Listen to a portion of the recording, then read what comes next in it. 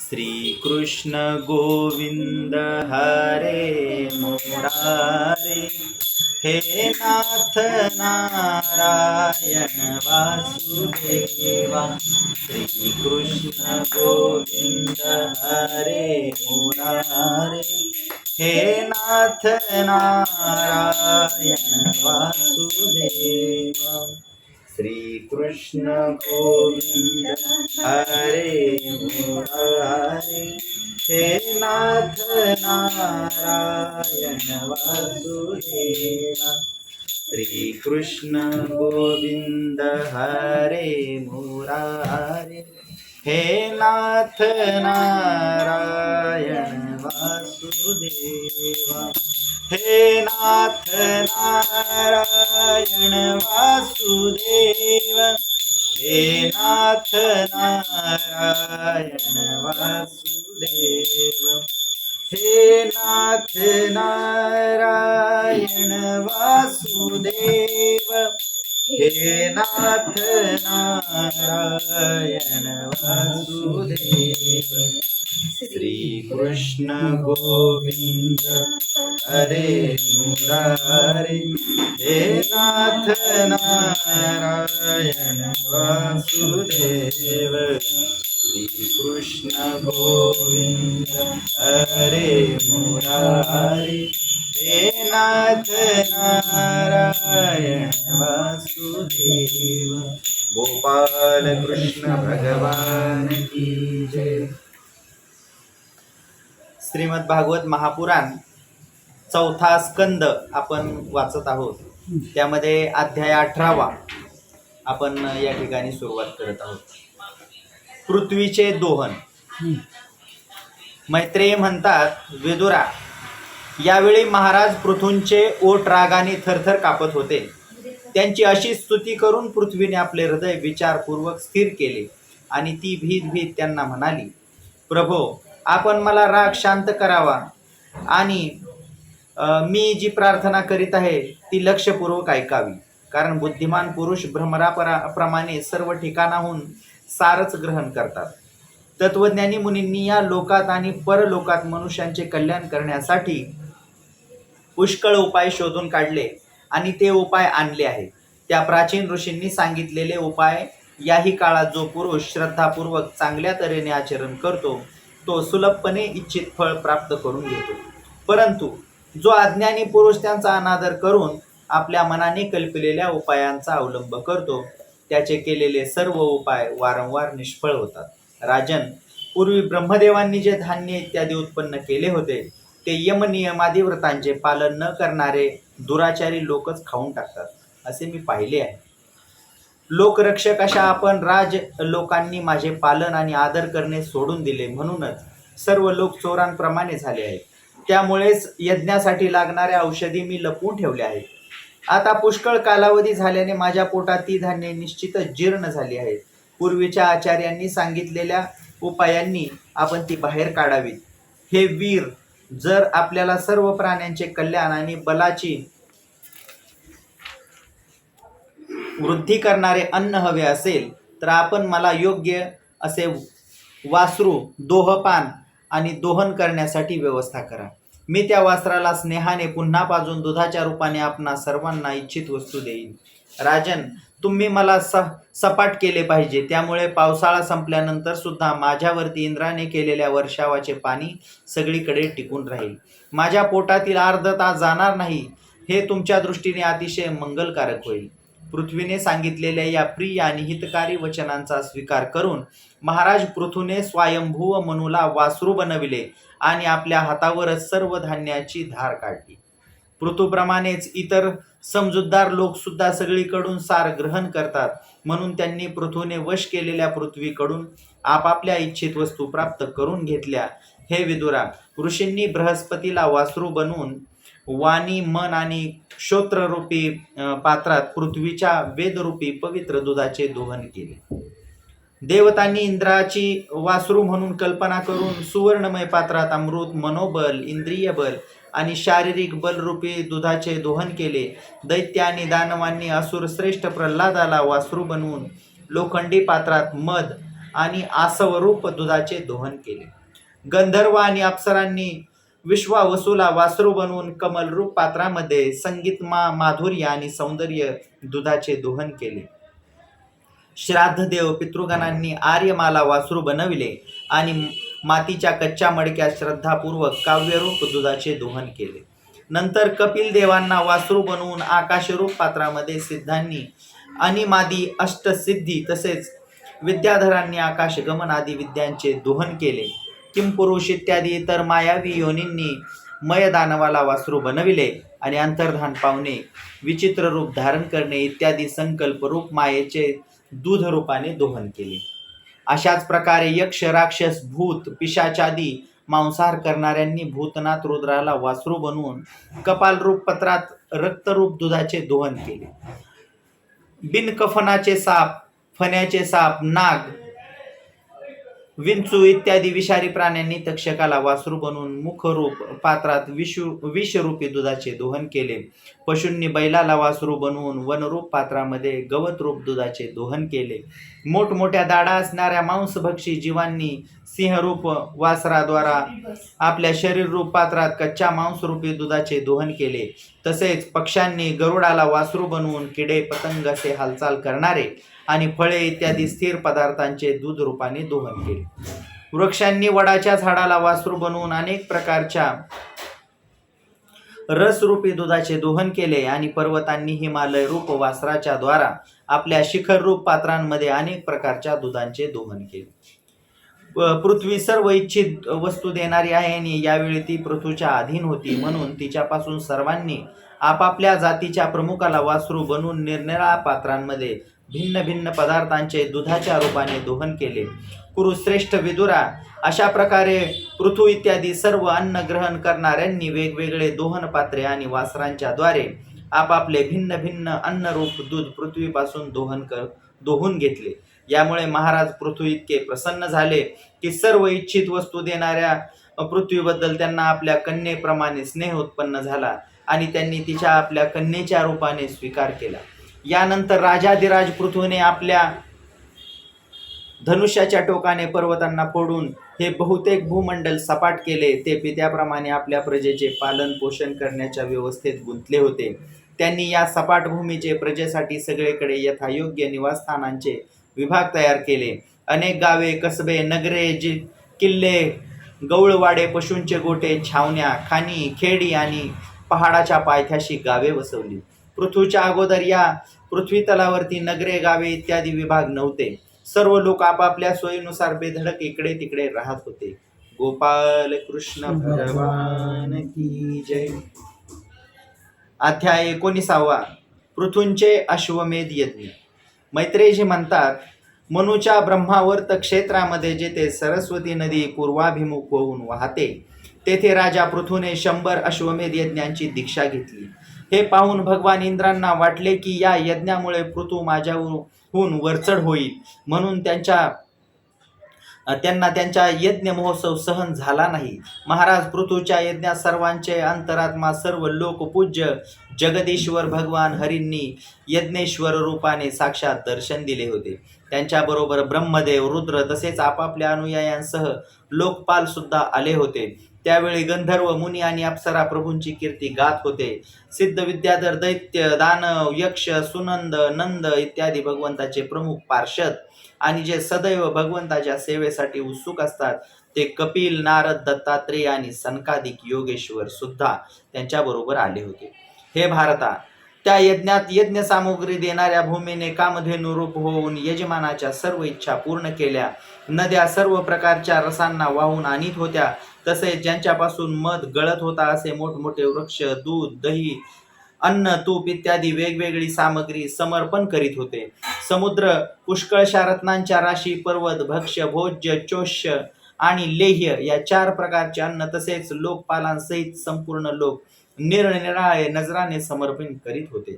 श्रीहरींनाच आपला प्रभू मानणाऱ्या पृथूंचा हा उत्कर्ष देवराज इंद्राला सहन झाला नाही, म्हणून त्याने त्यात विघ्न आणण्याचा प्रयत्न केला.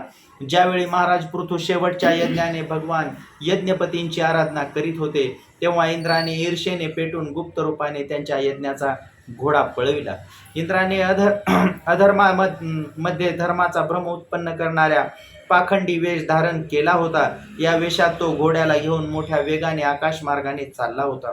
तेवढ्यात त्याच्याकडे भगवान अत्रींची दृष्टी गेली. त्याच्या सांगण्यावरून महाराज पृथूच्या महारथी पुत्र इंद्राला मारण्यासाठी त्याच्या मागोमाग धावला आणि अतिशय क्रोधाने म्हणाला, अरे थांब थांब.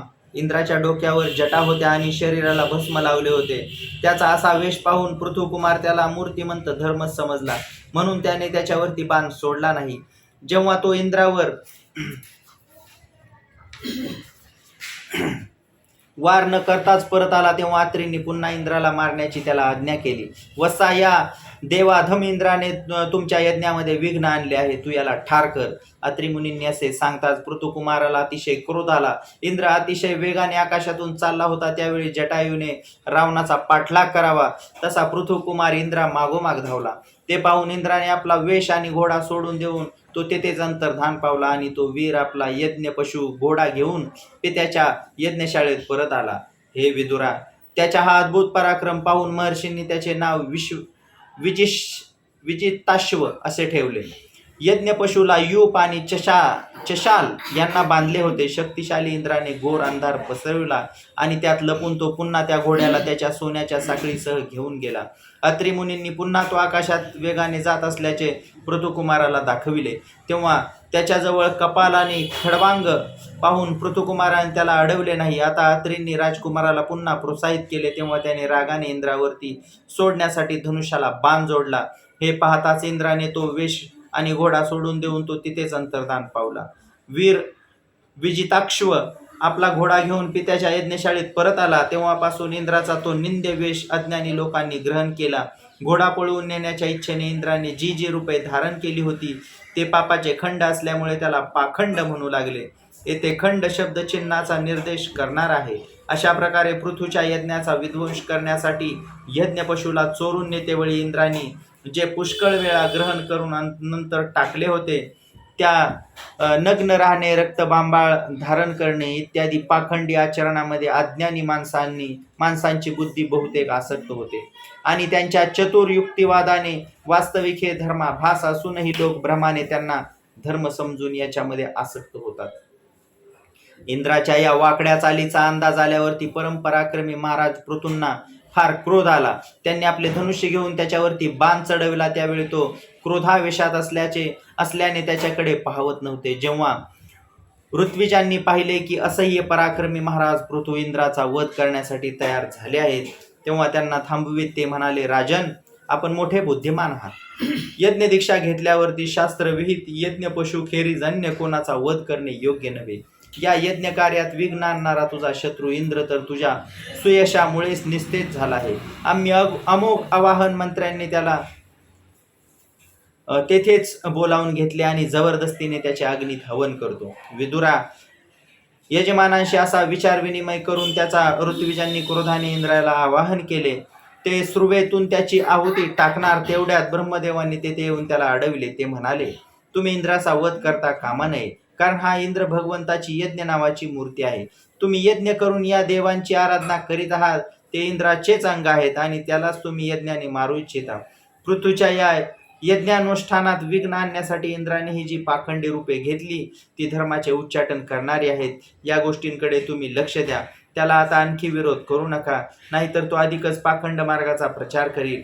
पृथ्वीचे 99च यज्ञ राहू द्या, तेवढ्यानेच त्याची कीर्ती इंद्राहून अधिक होईल. नंतर राजर्षी पृथ्वीला ते म्हणाले, राजा, मोक्षधर्म जाणणारा आहेस म्हणून आता तुला या यज्ञाच्या विधूपूर्वक अनुष्ठानांची आवश्यकता नाही. तुझे कल्याण असो. आणि इंद्र हे दोघेही पवित्र कीर्ती भगवान श्रीहरींचे शरीर आहेत, म्हणून आपले स्वरूप असणाऱ्या इंद्रावरती तू रागू नकोस. तुझा हा यज्ञ निर्विघ्नपणे पार पडला नाही म्हणून तू चिंता करू नकोस. माझ्या म्हणण्याचा आदरपूर्वक स्वीकार कर. असे पहा की जो मनुष्य विधात्याने बिघडवलेले काम सुधारण्यासंबंधी विचार करतो त्याचे मन अत्यंत क्रोधाने भरून जाते व तो भयंकर मोहरूप अंधारात पडतो. हा यज्ञ आता बंद कर. या यज्ञामुळेच इंद्राने निर्माण केलेल्या नास्तिक मतांनी धर्माचा नाश होऊ लागला आहे, कारण देव मोठे हट्टी असतात. जरा पहा तर जो इंद्र घोडा चोरून नेऊन आपल्या यज्ञामध्ये विघ्न उत्पन्न करीत होता त्यानेच रचलेल्या आकर्षक पाखंडाकडे सर्व जनता आकर्षित होऊ लागली आहे. हे वेनपुत्रा, आपण साक्षात विष्णूचे अंश आहात. वेनाच्या दुराचारामुळे धर्म लुप्त होऊ लागला होता, म्हणून कालानुसार धर्माचे रक्षण करण्यासाठीच आपण त्या शरीरातून अवतार घेतला आहे. म्हणून प्रजेचे पालन करते पृथ्वी महाराज, आपण या अवताराचा उद्देश विचारात घेऊन भृगू इत्यादी विश्वनिर्मात्यांच्या मुनीश्वरांचा संकल्प पूर्ण करावा. ही प्रचंड नास्तिक मतरूप इंद्राची माया अधर्माची जननी आहे, आपण ही नष्ट करून टाका. तेव्हा मैत्रेय म्हणतात, लोकगुरु भगवान ब्रह्मदेवांनी अशा प्रकारे समजावल्यावरती पृथूंनी यज्ञाचा आग्रह सोडला आणि इंद्राबरोबर प्रेमपूर्वक मैत्रीही केली. यानंतर अवभृत स्थान केलेल्या पृथूंना त्यांच्या यज्ञांनी तृप्त होऊन देवांनी इच्छित वर दिले. हे विदुरा, आदिराज्य पृथूंनी अत्यंत श्रद्धापूर्वक ब्राह्मणांना दक्षिणा दिली. तेव्हा ब्राह्मणांनी त्याच्या सत्काराने संतुष्ट होऊन त्यांना सफल होणारे आशीर्वाद दिले. ते म्हणाले, महाभाऊ, आपण ज्यांना आमंत्रण दिले ते पितर, देव, ऋषी आणि मनुष्य सर्वच आले होते. त्या सर्वांचा आपण दान मान देऊन सत्कार केला. गोपाल कृष्ण भगवान की जय.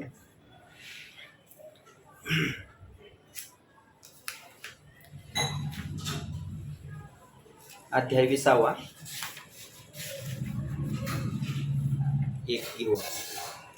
महाराज पृथूंच्या यज्ञशाळेत भगवान श्री विष्णूंचा प्रादुर्भाव. मैत्रेय म्हणतात, पृथूंच्या 99 यज्ञांनी यज्ञभोक्ता यज्ञेश्वर भगवान विष्णूंना सुद्धा फार आनंद झाला. इंद्रासह तेथे येऊन ते त्याला म्हणाले. श्री भगवान म्हणाले, राजन, इंद्राने तुझ्या 100 अश्वमेध यज्ञ करण्याच्या संकल्पात विघ्न आणले. आता तो तुझी क्षमा मागत आहे, तू त्याला क्षमा कर. हे राजा, जे थोर पुरुष, साधू आणि सद्बुद्धी संपन्न असतात ते दुसऱ्या जीवांचा द्रोह करीत नाहीत, कारण हे शरीर म्हणजे आत्मा नव्हे. जर तुझ्यासारखे लोक सुद्धा देवमायेने मोहित झाले तर समजावे की पुष्कळ दिवसापर्यंत ज्ञानीजनांच्या केलेल्या सेवेच्या मोबदल्यात केवळ श्रमच पदरी पडले. म्हणून ज्ञानी पुरुष या शरीराला अविद्या, वासना आणि कर्माचाच पुतळा समजून यामध्ये आसक्त होत नाही. अशा प्रकारे जो या शरीरातच आसक्त नाही तो विवेकी पुरुष या शरीराने उत्पन्न केलेले घर, पुत्र, धन यामध्ये कशी ममता ठेवी. हा आत्मा एक शुद्ध स्वयंप्रकाश, निर्गुण, 3 गुणांचे आश्रयस्थान, सर्व व्यापक, माया आवरण शून्य, सर्वांचा साक्षी, तसेच दुसऱ्या आत्म्याने रहित आहे, म्हणून शरीरापासून भिन्न आहे. जो पुरुष या देहस्थितीत आत्म्याला अशा प्रकारे शरीरापेक्षा वेगळा आहे हे जाणतो, तो प्रकृतीशी संबंध ठेवून सुद्धा तिच्या गुणांनी लिप्त होत नाही, कारण तो मज परमात्म्यामध्ये स्थित असतो. राजन, जो पुरुष कोणत्याही प्रकारची कामना न ठेवता आपल्या वर्णाश्रमधर्माच्या द्वारे नियमितपणे श्रद्धापूर्वक माझी आराधना करतो, त्याचे चित्त हळूहळू शुद्ध होते. चित्त शुद्ध झाल्यावरती विषयांशी संबंध राहत नाही आणि त्याला तत्वज्ञानाची प्राप्ती होते. तेव्हा तो माझ्या समतारूप स्थितीला प्राप्त होतो. हीच परमशांती, ब्रह्म किंवा कैवल्य होय. शरीर, ज्ञान, क्रिया आणि मनाचा साक्षी असून सुद्धा कटुस्थ आत्मा यामध्ये गुंतत नाही, तो तटस्थ असतो. हे जो जाणतो तो मोक्षपदाची प्राप्ती करून घेतो. जन्म मरण रूप फेरा, पंचमहाभूते, इंद्रिये, इंद्रियाभिमानी, देवता आणि चिदाभास या सर्वांचा मिलाप असलेल्या लिंग शरीराला असतो. सर्व साक्षी आत्म्याशी याचा काहीही संबंध नाही.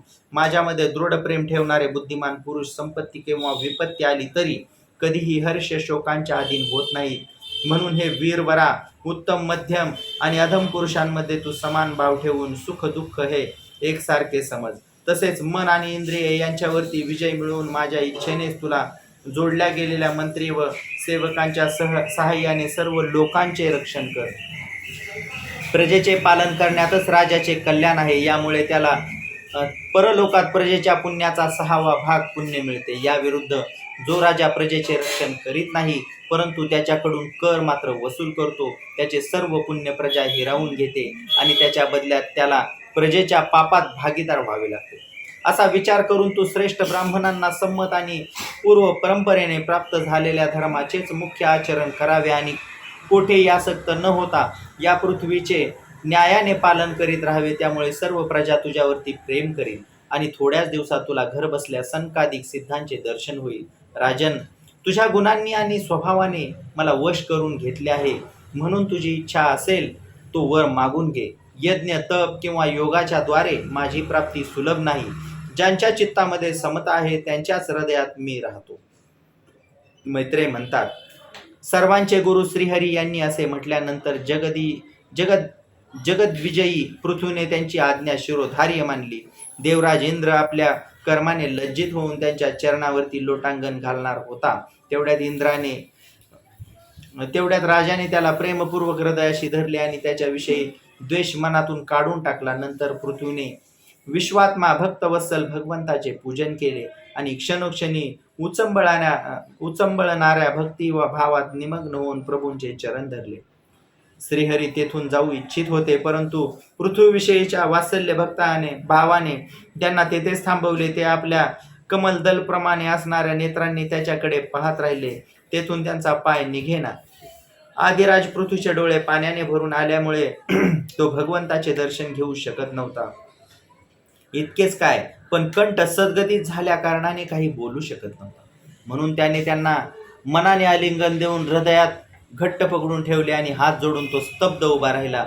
यावेळी प्रभूंच्या चरणांचा स्पर्श पृथ्वीला झाला होता, पण भक्त प्रेमात तल्लीन झाल्यामुळे त्यांना भान नव्हते. वास्तविक देवांच्या चरणांचा स्पर्श जमिनीला होत नाही. त्यांनी आपला हात गरुडाच्या उंच खांद्यावरती ठेवला होता. पृथू डोळ्यातील अश्रू पुसून अतृप्त दृष्टीने त्यांच्याकडे पाहत बोलू लागला. पृथू म्हणाला, मोक्षपती प्रभो, आपण वर देणाऱ्या ब्रह्मादी देवांनाही वर देण्यास समर्थ आहात, पण बुद्धिमान मनुष्य देहाभिमानांनी भोगण्यायोग्य विषय असल्या आपल्याकडे कसे मागेल? ते नरकातील जीवांनाही मिळतात, म्हणून हे तुच्छ विषय मी आपणाकडे मागत नाही. हे नाथ, जे पुरुषांच्या हृदयातून मुखावाटे बाहेर पडलेल्या शब्दांमध्ये आपल्या चरण कमलांचा मकरंद नाही, म्हणजे जे आपल्या कथा ऐकण्याचा आनंद मिळत नाही, अशा मोक्षपदाचीही मला इच्छा नाही.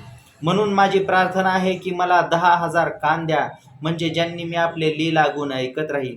हे पुण्यकीर्ती प्रभू, आपले चरण कमल मकरंद रूपी अमृतकण घेऊन महापुरुषांच्या मुखातून जो वायू बाहेर पडतो त्यामध्ये एवढी शक्ती असते की आपल्या तत्वांचे विस्मरण झालेल्या आमच्यासारख्या अभाग्यांना तो पुन्हा तत्वज्ञान करून देतो. म्हणून मला दुसरा कोणताही वर नको. हे उत्तम कीर्तिमान प्रभो, सत्संगामध्ये आपले मंगलमय सुयश देव वशात एक वेळ ऐकून एखादा पशुबुद्धीचा पुरुष भले तृप्त हो, पण गुणग्राही ते सर्व कसे विसरू शकेल? सर्व प्रकारच्या पुरुषार्थाच्या सिद्धीसाठी स्वतः लक्ष्मी सुद्धा आपले सुयश ऐकू इच्छिते. आता लक्ष्मीप्रमाणे मी सुद्धा अत्यंत उत्सुकतेने सर्व गुणधाम आपण पुरुषोत्तमाची सेवाच करू इच्छितो. परंतु असे होऊ नये की एकाच पतीची सेवा करण्यास स्पर्धा लागून आपल्या चरणांशीच मन एकाग्र करण्याने आम्हा दोघांमध्ये कलह निर्माण होईल. जगदीश्वरा, जगज्जयनी लक्ष्मीच्या हृदयात माझ्याशी विरोध असण्याची शक्यता तर आहे, कारण आपल्या ज्या सेवा कार्यात तिला प्रेम वाटते त्यासाठीच मी सुद्धा उत्सुक आहे. परंतु आपण दिनांवरती दया करणारे आहात, त्यांची तुच्छ कर्मे सुद्धा आदरयुक्त दृष्टीने पाहता. म्हणून मला आशा आहे की आमच्या भांडणात आपण माझीच बाजू घ्याल. आपण तर आपल्या स्वरूपातच रममान असता.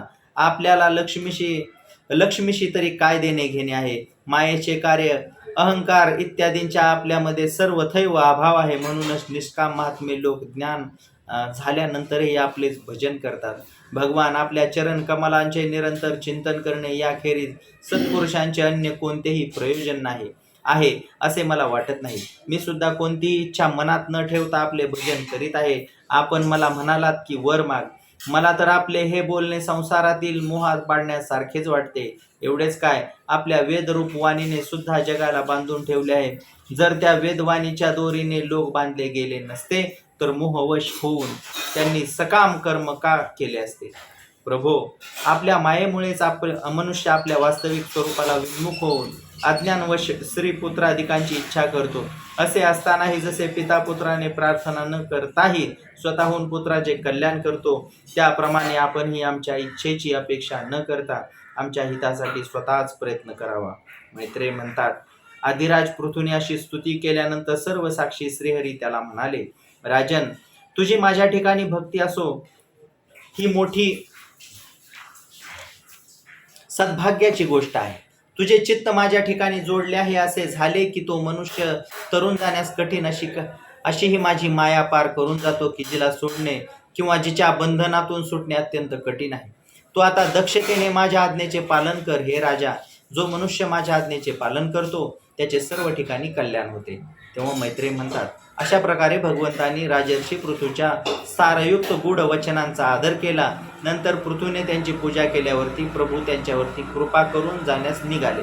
महाराज पृथूने तेथे जे देव, ऋषी, पितर, गंधर्व, सिद्ध, चारण, नाग, किन्नर, अप्सरा, मनुष्य, पक्षी इत्यादी अनेक प्रकारचे प्राणी आणि भगवंताचे पार्षद आले होते, त्या सर्वांचे भगवत बुद्धीने भक्तिपूर्वक वाणी आणि धनांनी हात जोडून पूजन केले. नंतर ते सर्वजण आपापल्या ठिकाणी गेले. भगवान अच्युत सुद्धा राजा पृथू आणि त्यांच्या पुरोहितांचे चित्त स्वतःकडे आकृष्ट करून घेत आपल्या धामाकडे गेले. नंतर अव्यक्त स्वरूप असूनही भक्तांसाठी आपले स्वरूप दाखवून अंतर्धान पावलेल्या देवादिदेव भगवंतांना नमस्कार करून राजा पृथू सुद्धा आपल्या राजधानीकडे गेला.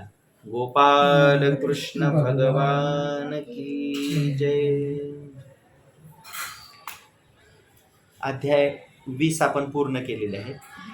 अध्याय 21 आपण उद्याच्या प्रसंग पाहू. महाराज पृथूंचा आपल्या प्रजेला उपदेश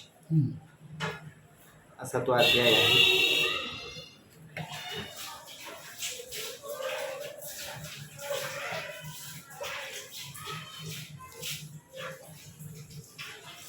अच्युतं केशवं कृष्ण दामोदरं रामनारायणं जानकीवल्लभम्. अच्युतं केशवं कृष्ण दामोदरं रामनारायणं जानकीवल्लभम्. अच्युतं केशवं कृष्ण दामोदरं रामनारायणं जानकीवल्लभम्. अच्युतं केशवं कृष्ण दामोदरं रामनारायणं जानकीवल्लभम्. अच्युतं केशवं कृष्ण दामोदरं रामनारायणं जानकीवल्लभम्. अच्युतं केशवं कृष्ण दामोदरं रामनारायणं जानकीवल्लभम्. अच्युतं केशवं कृष्ण दामोदरं रामनारायणं जानकीवल्लभम्. अच्युतं केशवं कृष्ण दामोदरं रामनारायणं जानकीवल्लभम्. गोपाल कृष्ण भगवान की जय.